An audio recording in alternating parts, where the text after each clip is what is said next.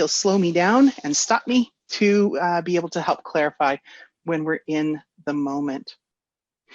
So here are our goals for today, and I'm going to model for you how to use goals or objectives to be able to actually do a little informal, super formative assessment with your students. I do this with my teaching candidates. What I'd like you to do is read over these 2 goals, and if there's a word or a phrase that you're curious about or interested in, that you're excited to learn about, I'd like you to just pop that word or phrase into our chat.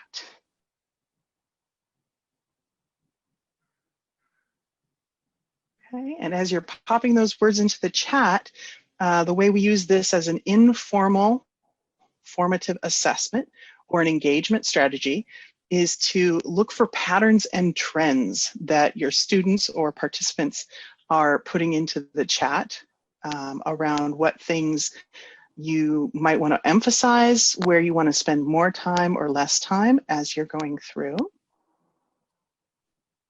We're getting lots of focus on effective, exploration, culturally relevant. Excellent. So those are all things that then I lead conversations with my candidates or new teachers through around then talking about how we as teachers make these decisions about how to expand or contract, to spend more time on certain things than others. But this definitely gives me insight into what you would like to get out of today. So I'll give you my quick introduction here, and a picture is worth 1,000 words. So I have a few photos here. I taught high school in Tracy, California, in Cypress, California, which is down in Orange County, and I have also taught in Milpitas, California. I taught for 13 years prior to coming into San Jose State. At Milpitas, I was also an BITSA induction coordinator.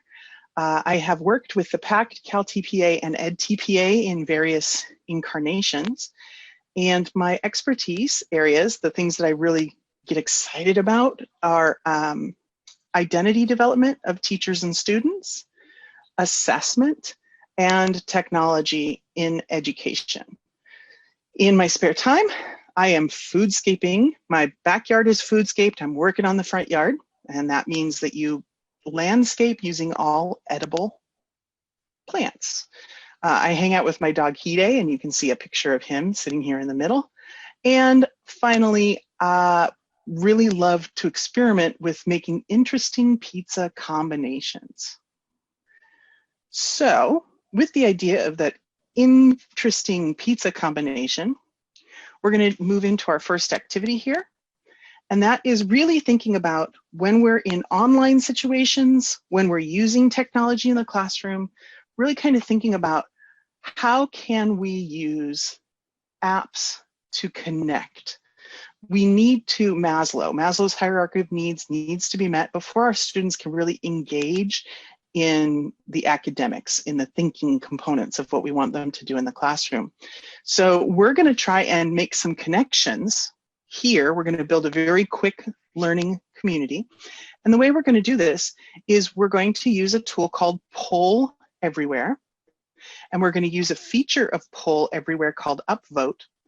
And the question I would like your response around, so you can get your thinking on as I transition over to Poll Everywhere, is, you know, there are some foods that no matter how experimental I get, some of us believe should never be a topping on a pizza. So I want you to think about for a minute, what is one of those foods that should never be a topping on a pizza? And then I'd like to invite you to please participate in the Poll Everywhere. Zoltan has put a link into the chat. Oh, and it'll help if I actually activate it. Sorry about that. So this is Poll Everywhere. It is an anonymous and free up to 40 people. So if we get more than 40 people responding, it'll stop taking your responses. But go ahead, you can see now someone has posted ice cream. And as you come in, you can come back if you've already posted, and you can actually upvote So ice cream on a pizza is going to be a challenge. So I'm going to say ice cream is one that I would upvote as probably not a pizza topping because it'd melt. But go ahead and throw some ideas in here, and then you can also upvote. So if you see an answer that you agree with, even if it's not your own, go ahead and upvote it.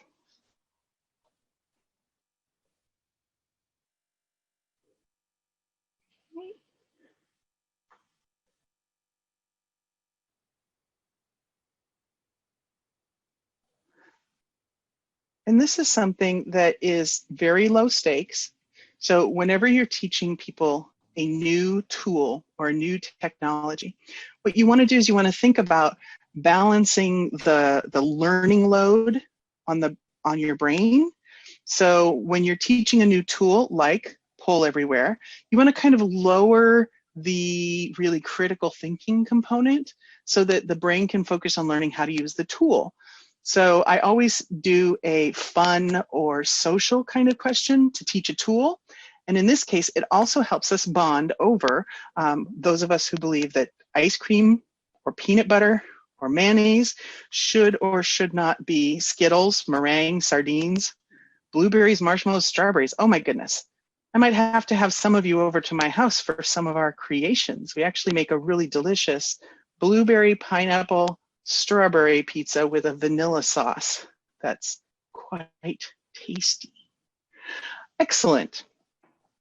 So when I am teaching my class, the next thing I would do is actually ask for you to think about how you could use something like this in your own setting. So taking it from the abstract to getting the opportunity to play with it, to then taking it to the concrete of how could you use this? Excellent. All right, the next thing that I tend to do, and again, these are all things that have become more important in online teaching than they were in face-to-face. They were all very strong, very important things for building community. But this one especially, this semester, I've gotten a lot of feedback from my students that doing a daily, every session we meet, we do a little kind of a mindfulness, kind of a social emotional kind of check-in. And each week it's something different. And each of these mindfulness activities, I try to keep between 1 and 5 minutes so that it would be something that teachers of any grade level could use in their K-12 classrooms to help students build their social emotional learning skills. So as a little background, we're going to do an SEL self check-in in just a moment. And part of the reasoning for infusing SEL, social emotional learning, into your teaching and our K-12 students' learning experiences is really this. I went through the K-12 school district, or school system, public school system, in the 70s and 80s, and then was teaching in the 90s, late 90s. And a lot of times I've heard myself say, and I've heard other teachers say things like, just leave your problems at the door, which is all well and good. However, many of our students and many of us don't really have the tools to do so. So when we think about social emotional learning in the classroom, online or offline, really what we're thinking about is, how am I giving my students the tools or strategies or skills to be able to accomplish emotional tasks, if that makes sense. And all of our TPAs have an element of SEL on them. So we're gonna try it, all of us together. I'd like you to get into a comfortable position. For me, sitting with my shoulders in line with my hips. You want your rib cage to be nice and open so that when we do a nice deep breath in, your lungs fill up. Okay, so get comfortable. You can do this activity. This is just an SEL check-in. You can do this with your eyes open or closed. What we're going to do is we're going to just, first of all, start by taking a deep breath in and then breathing out. And I find I get better breaths when I breathe in through my nose and out through my mouth. So what we're going to do now is we're going to just kind of do a quick check-in with ourselves on the next few breaths. And the first one, I want you, as we're breathing in and breathing out, to just check in with yourself. How are you doing physically? Pay attention to your body as we breathe in and breathe out. Again, how feel? Are you relaxed? Are you tense? Breathing in and breathing out. And I'd like you on this next breath to just check in with your brain. How are you doing mentally today? Breathing in, breathing out. If you find you have a lot of thoughts in your mind, just listen to them and then let them go. Breathing in, breathing out. And finally, we want to check in with ourselves emotionally. How are we feeling our feelings today? Breathing in, breathing out. Go ahead and keep breathing and just pay attention to yourself for just 30 more seconds. Breathing in, breathing on your own, breathing out.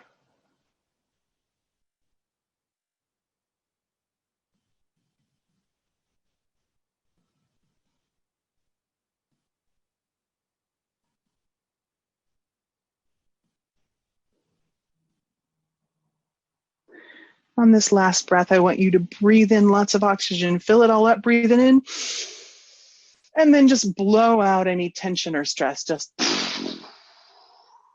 blow it all out, okay? So what I'd like to ask you to do now is to go ahead and up in the chat, you can respond to one of two questions. Number one, what did just taking 2 minutes of your life to do this SEL check-in do for you? Or what do you think doing this with our students online or in a face-to-face classroom, what do you think it might help them do? Go ahead and pop an idea into the chat.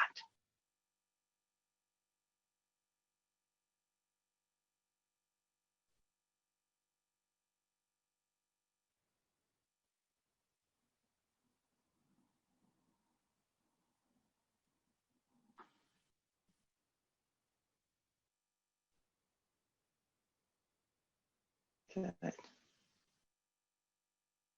Excellent, excellent ideas. So you're just thinking about starting to collect really short, refocusing activities, especially in online, but in face-to-face as well. We really do need to help ourselves and our students with just a moment to readjust, refocus, and get ready to dive into the learning for the day. Awesome. Yeah, refocus from distractions, relax. Excellent. So, oh, I didn't fix this from earlier. One of the things that this rapid move to online teaching has really brought to us is thinking about things that could be seen as negative, but trying to actually see how can we see this experience as giving us some affordances and opportunities. What I have here is actually the TPAC, Technological Pedagogical Content Knowledge Graphic Organizer. It is not in English. There is an English version on tpac.org. But the idea is that this is the way teachers, this is kind of how teachers think about and process through their teaching with technology. So we take our technological knowledge, that's that pink bubble up on top, and we look at how does our knowledge of technology intersect with the yellow bubble there, which is our pedagogical knowledge. How does what we know about technology intersect with how we know students learn, right? What are those strategies? What are those environments? And then adding to that also, the knowledge of a specific content area, and that's the kind of bluish colored bubble there. And really, like, when we're really deep in the planning of a lesson and enactment of a lesson, we're in that zone where we're bringing together all three of those types of knowledge with an understanding of the specific context. So that dotted line is context, the context in which we are teaching.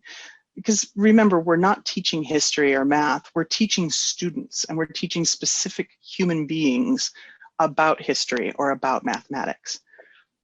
So when we think about this TPAC, and we're in this new kind of zone of teaching, it really allows us to look at how each of us has specialized knowledge, each of us have strengths in each of these areas, and it allows us to start to think about, like, could we actually use this experience to have critical, honest analysis of our approaches?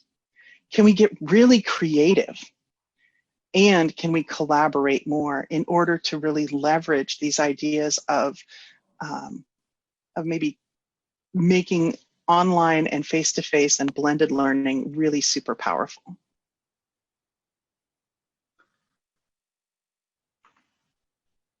Awesome. And Zoltan went ahead and posted the TPAC link in the chat. So when we're thinking about these things and we're thinking about creativity, we're thinking about thinking outside the box, one of the first things we need to think about is what level we're teaching. What is the age of our students? What are their strengths? What assets do we have, both from our students and also in technology as a place for teaching? And it's very important for us to consider the developmental appropriateness of teaching online. So the first thing we're going to do is we're going to listen to the American Association of Optometrists, and they actually have something called the 20-20-20 rule. And this is about our vision, all of us, our eye health. So as we are going through our day and we're spending all of this time on computers, it also applies to reading, right? As we're doing anything where we're doing relatively close vision work for long periods of time, we need to maintain our visual health. So the 20-20-20 rule is for every 20 minutes of close vision, you should stop for about 20 seconds and look at something that's about 20 feet away from you. Now, some of us are in spaces where we don't have 20 feet, so just look as far away as you can. So let's take 20 seconds right now. You've been in meetings, I'm sure, all day, and let's just give your eyes a break. Look away from the screen, look around the room, look as far away as you can. Give your eyes just a little visual break.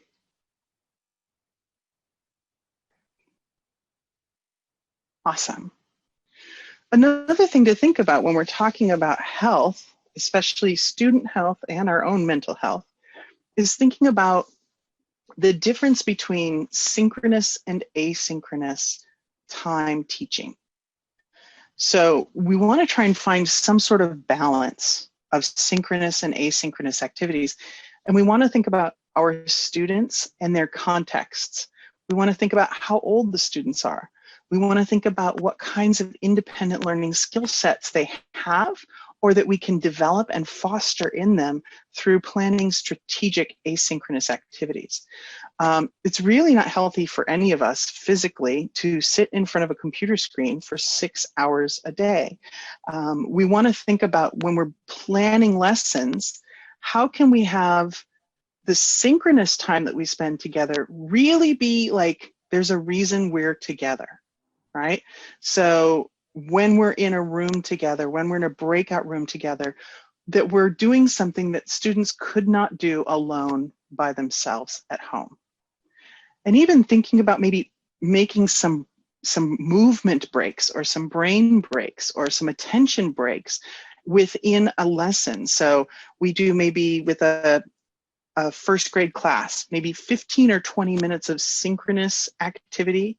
And then we give a task where the student would leave the screen, whether that be going over to a window and looking outside to try and see a specific color or shape or a description, right? Or something in their house that they're finding to bring back to show that represents a shape or a number or something that reminds them of a character in a book.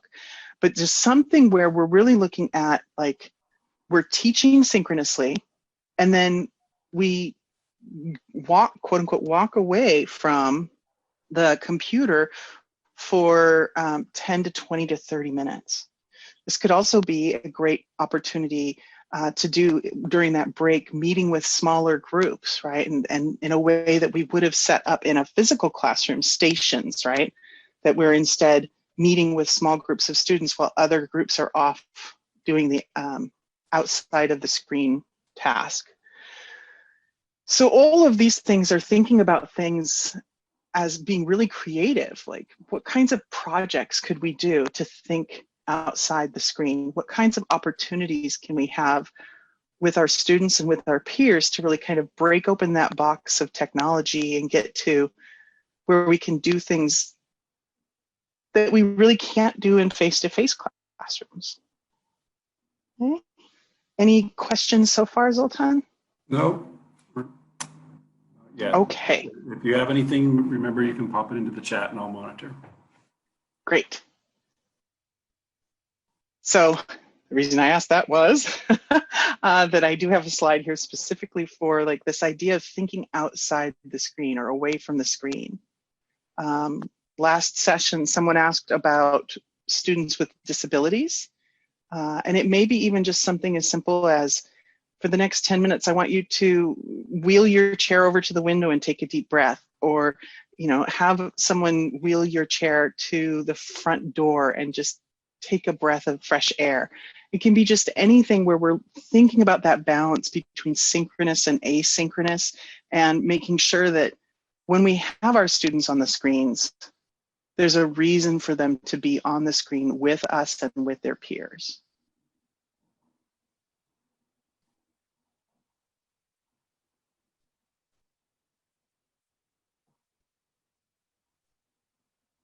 All right. So one of the concepts that is in existence throughout the performance assessments, and it is absolutely there in our teaching performance expectations, is also the idea of thinking about using student funds of knowledge in order to really make our lessons engaging and leveraging funds of knowledge for helping students learn. I'm not sure how many of us are really familiar with the idea of funds of knowledge, but this term, funds of knowledge, was coined by Mall et al. In 1992. Another benefit to using the Google Slides is that you have all my speaker notes. Down below in the speaker notes is a link to the PDF of this particular article. And the idea of funds of knowledge, though, is basically that as teachers, we realize that our students are coming into our classroom with a rich body of knowledge and skills and experiences that could help us really effectively teach our students. And these knowledge and skill bases are not like academic, but they definitely support academics. So for instance, one of the things that I did when I was teaching, I was assigned to teach freshman English in a summer school class, which anyone who's on here and was a high school teacher knows.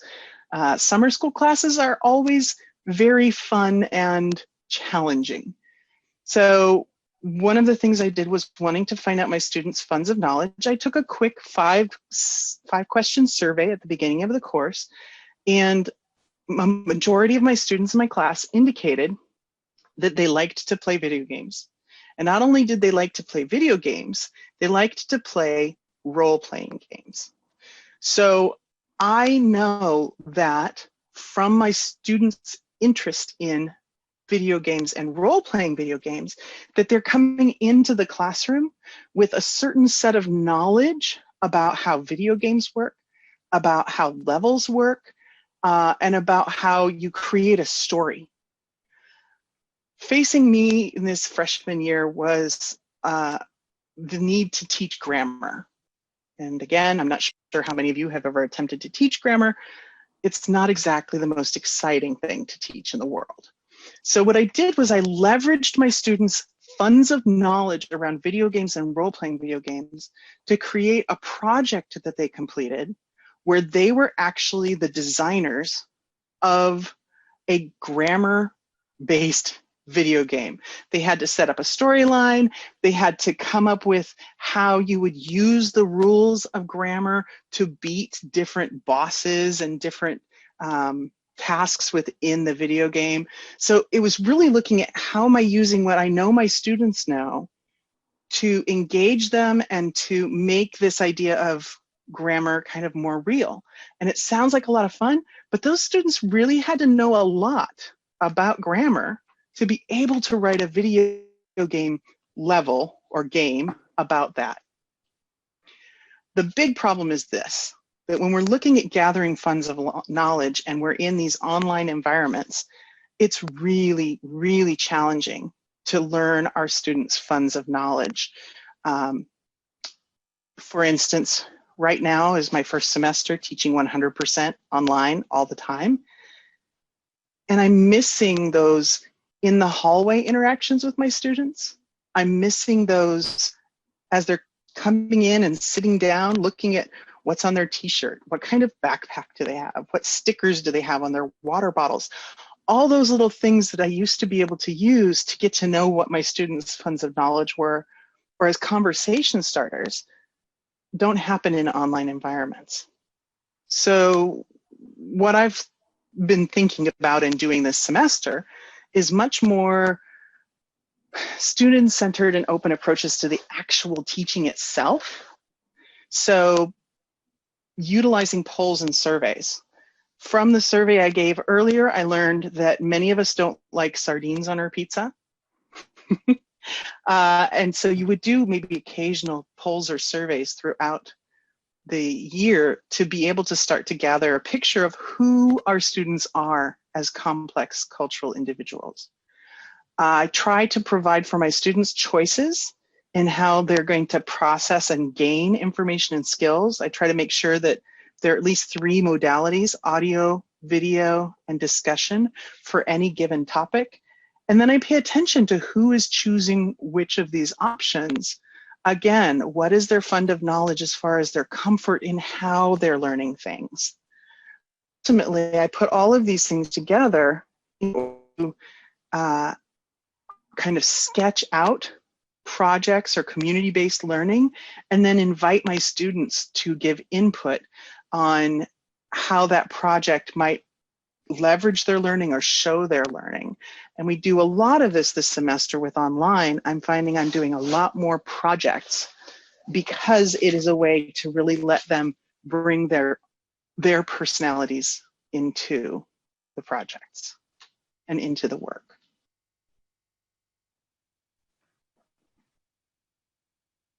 I'm pausing every once in a while because I know I talk really fast. I want to make sure if there are any questions that they can get wedged in here.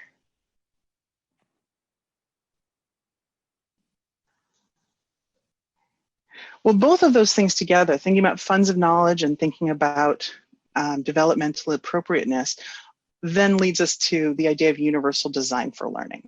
And again, these are all things that are incorporated into all of the teaching performance assessments, but they're also things that really make our classes rich and full learning environments for all students.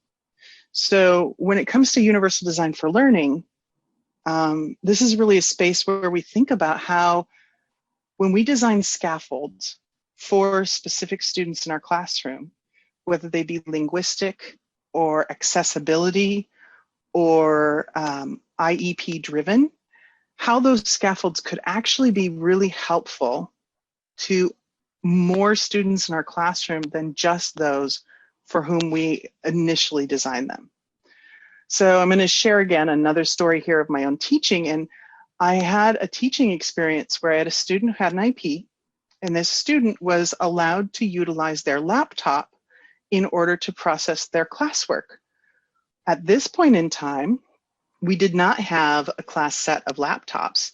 So this student felt extremely uncomfortable utilizing their laptop. This was a high school student. They felt very self-conscious because using that assistive technology device, they felt marked them out as different from the rest of the students in the class. And so this student actually refused their assistive accommodation. So when we think about, well, one thing that I could have done as a universal design for learning could have been to say, you know, working on a laptop would help this particular student, but I bet there are other students in here that could also benefit from having the option to use a laptop. Therefore, I could have laptops, I could have books, and I could have a discussion group table so that my students could actually select which of these modes would best help them themselves. And I actually encouraged all of my students to at least try out each of the different ways of doing any of the assignments when I gave multiple ways of doing, to learn their own strengths and their own interest areas and comfort areas. When we provide this voice and choice, it really increases engagement with students. And so this is where I think it's really, really important to collaborate. We're living in a space now where we don't have virtual walls, where it's not a matter of, oh, I really wish I could collaborate. I was a mainstream history teacher. I wish I could collaborate with my special education colleague, but we're in two different rooms in two different spaces. But looking at how we're in an online realm, that collaboration, maybe we could co-teach a lesson or two. We could co-plan some things together. Looking at how I could collaborate with my other colleagues who teach the same history class that I teach, so that one of us isn't creating all of the scaffolds for all of our students, and then another one is creating the exact same scaffolds for their exact same students, but rather that we look at, I'll create some scaffolds around vision, you create scaffolds around auditory, you create, you know, like we could divide this up, and we can also come together to be creative in answering the question of how many different ways could students learn this information, and how many different ways could they then present their knowledge and their learning. All of these things are really important conversations for us to have that I believe our situation right now is allowing us to actually kind of think outside the box and dive into. And all of these things are things to consider. Not only are these themes persistent throughout the teaching performance assessments, not only are they pieces that will help make our instruction stronger, but they also are kind of the thinking that underpins planning for and using technology in the classroom in such a way that, for instance, in CalTPA cycle 2, we're really looking for teachers to be demonstrating that kind of really strategic, using technology because it's the right tool, not just because it asks them to. So I have here also another affordance of doing Google Slides is that you can actually create spaces for your students or participants to jot down, to become interactive. Slides 14, 15, and 16 are here for you to post ideas or questions about universal design, about funds of knowledge, or about developmental appropriateness. And I'm going to go ahead and be silent for a minute here. And if we have some questions that you have, please feel free to put those into these 3 slides. If you have ideas, I've been kind of talking a lot in here. If you've had some ideas that you're like, oh, that made me think of, share your wisdom with us. And go ahead, and I'm going to be silent for 1.5 minutes while you go ahead and pop some ideas onto some of these slides or questions onto some of these slides.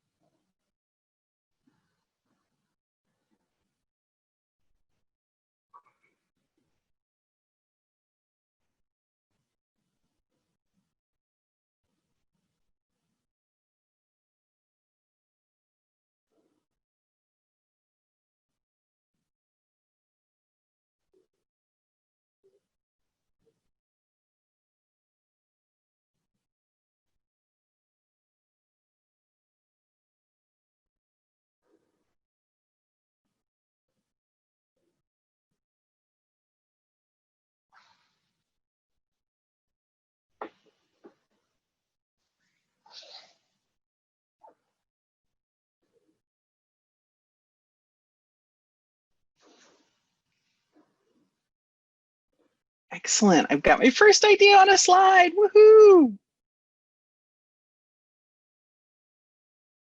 Great, wonderful.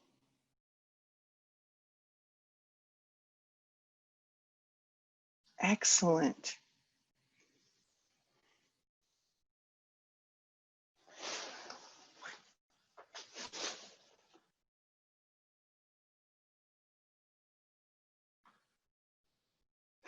Oh, okay, excellent question. So if you have the slide open in Google Slides and you click anywhere on the slide, you'll get this box, and then you just kind of double click and just try not to type over somebody else.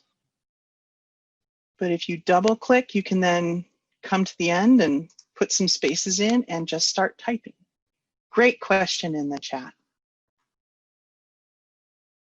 Hopefully that was helpful. While people are putting some ideas on here to share, I'll point out a couple things, and I'm also more than happy to answer verbal questions for those of us that don't like to type. What I want to do is point out for you here the student-centered and open approaches to teaching. At the bottom in the notes, you have some links to project-based learning resources and community-based learning resources. In the funds of knowledge, you have a link to a PDF of the article I'm referencing.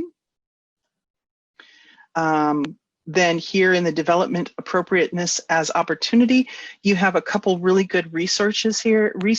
One on screen time, one on eye strain, and then the Illinois State Board of Education guidelines for remote instruction is kind of a really nice, clear document that has some ideas around things that not only teachers and educators can do, but suggestions for parents and caregivers.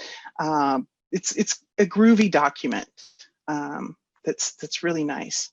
So I just wanted to point out to you that you have access to some of these things.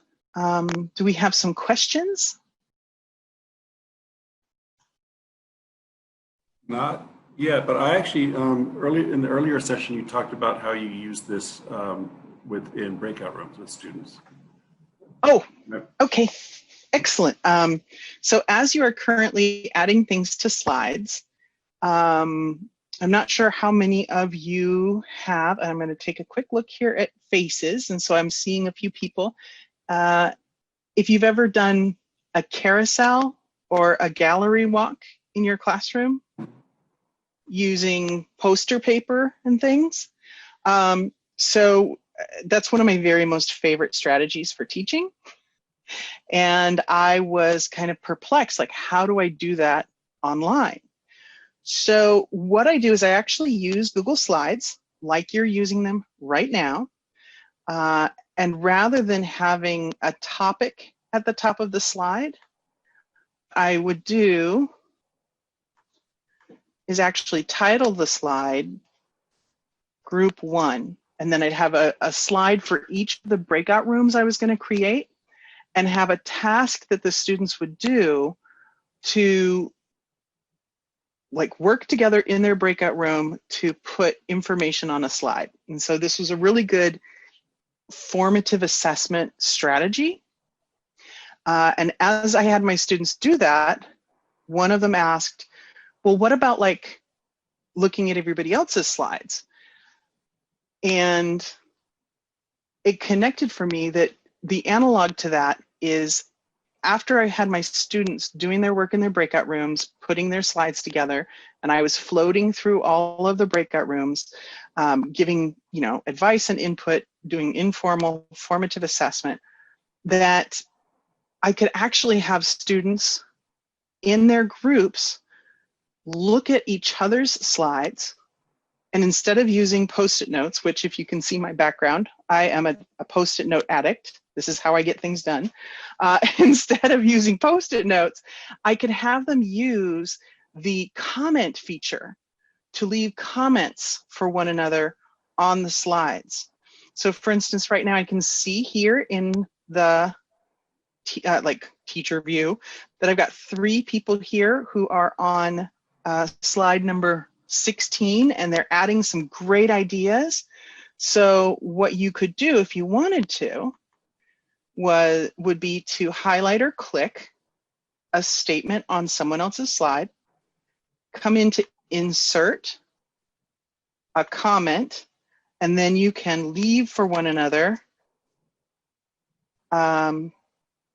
feedback or comments on the ideas that are present in other people's slides. So in that way, I structure it with a lot of scaffolding and structure around like group work and group roles and group norms, and then digital citizenship norms for how to leave good feedback.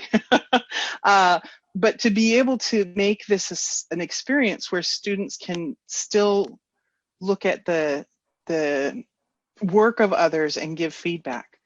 I also really like Google Slides because I can see, you know, who's working on which slides, when are they working on those slides, and then of course, to know if they start talking about things socially because all movement stops on a slide. Hopefully that is helpful for you.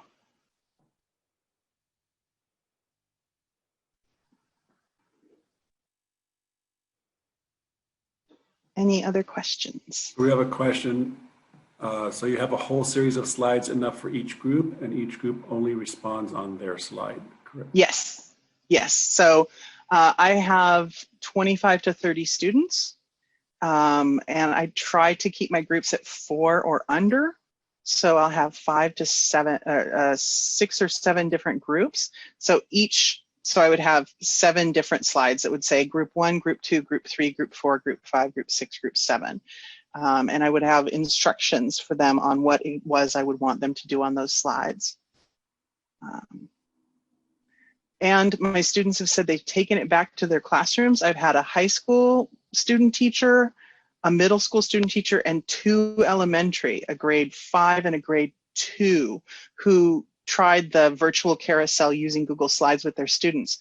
And they said that their K-12 students loved the interaction and engagement of being able to put, because you can put pictures on the slides as well as words. So they loved being able to share their ideas in a group, have something to work on together and to talk about together, and then to be able to share their work with each other. So Barbie also has a suggestion to share this with the induction candidates when they share their action research and ILP goals this week. They can see how it works. Absolutely. Absolutely.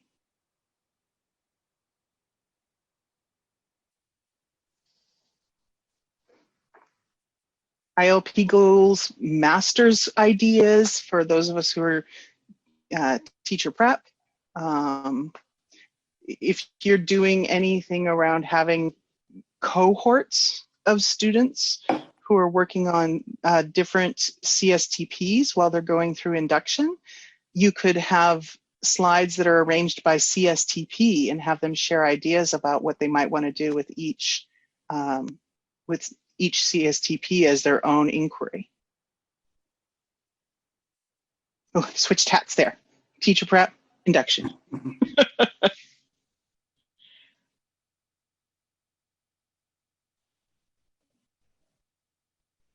Any other comments or questions?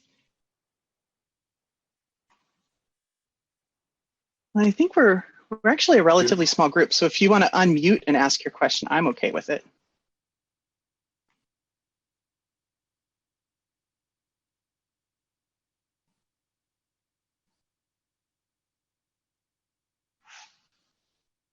I actually have a question for you. When you do this with students where they have these individual slides, do you find them contributing to the slides after class is over and taking that on into their independent work, or? Yes, mostly because I'm teaching future teachers. I have a lot of students who ask, can I use, I really liked this activity we did. Can I use that in my own classroom, and can I use your slides? And of course, right? Like, yeah. I'm kind of a bad professor, but a great teacher, because professor says, like, it's your copyrighted idea, and teacher's like, no, here, use whatever you want, just, so yeah, they do. And some of them come back and put more ideas on. it happened actually a lot more when I used shared documents in K-12. It happened a lot when I taught high school. One of the links is to Intel Teach, and there are some tools back on the student-centered and open approaches. There are some tools that they've had since the early 2000s that were kind of like this. And I would have students, high school sophomores, 15-year-olds, who would go on to some of their planning pages for some of the activities I did, and you could look and see who was on when. And they would go on there at like 8 o'clock, 9 o'clock at night and be adding information that they found about history because they were just so excited by the project that we were working on. What 15-year-old boy wants to go and write about history, right? At 8 o'clock at night. So yeah, so they do. I found the K-12 students more than the teachers go in and use it more after class. So for a final comment, Barbie's also saying she's using with candidates who need to complete TPA and RECA. And again, as with comments in the chat, thank you so much, Laura. This has been super useful, very timely. Great. Much appreciated. Thank you all for coming today. Thanks for taking time out of your day on a December day to come and hang out with me. My contact information is here if you need to reach me, and please feel free to do so. Thank you. And we will see you all in the final session.